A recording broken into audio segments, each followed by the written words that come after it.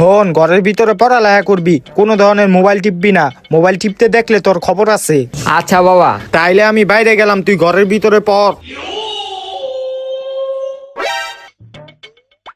বাপে গেছে গা, এখন মোবাইলটা টিপি। ওই বেটা মার মার মার, আরে সামনে গেছে বেটা, মাইরালা। আরে ফুল ড্যামেজ বেটা, মার মার, আরে ওরে মার বেটা। কিরে, কি রাউজ হইতাছে? আরে মার না, আরে সামনে তো পিলারটা আছে বেটা, মার। এই যে পিছে আছে। হ হ।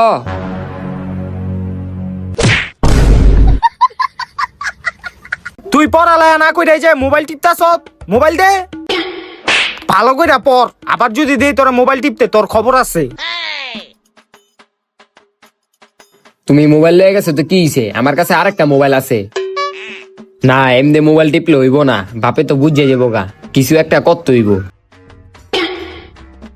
আইডিয়া। বাংলাদেশের জাতীয় মাছের নাম হলো পাঙ্কাশ, বাংলাদেশের জাতীয় পশুর নাম হলো কুত্তা। হ্যাঁ হয়ে গেছে গা রেকর্ডিং, এখন বক্সটা দরজার সামনে গিয়ে রেখে আহিগা। হ্যাঁ এই টুলটার উপরে রাহি, এখন রেকর্ডিংটা অন করে দিই। বাংলাদেশের জাতীয় মাছের নাম হলো পাঙ্কাশ, বাংলাদেশের জাতীয় পশুর নাম হলো কুত্তা। ওই বেটা মার মার মার, ওই বেটা মার, সামনে আগা। বাংলাদেশের জাতীয় মাছের নাম হলো পাঙ্কাশ, বাংলাদেশের জাতীয় পশুর নাম হলো কুত্তা। না, পোলাটা এখন ভালোভাবেই পড়ালেখা করতেছে। বাংলাদেশের জাতীয় মাছের নাম হলো পাঙ্কাশ, বাংলাদেশের জাতীয় পশুর নাম হলো কুত্তা। বাংলাদেশের জাতীয় মাছের নাম হলো পাঙ্কাশ, বাংলাদেশের জাতীয় পশুর নাম হলো কুত্তা। কি রে, ও এক লাইন বারবার পড়তাছে কি লিখা? বাংলাদেশের জাতীয় মাছের নাম হলো পাঙ্কাশ, বাংলাদেশের জাতীয় পশুর নাম হলো কুত্তা।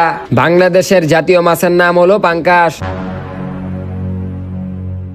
ওই বেটা মার মার মার, আরে বেটা মাইরালা বেটা।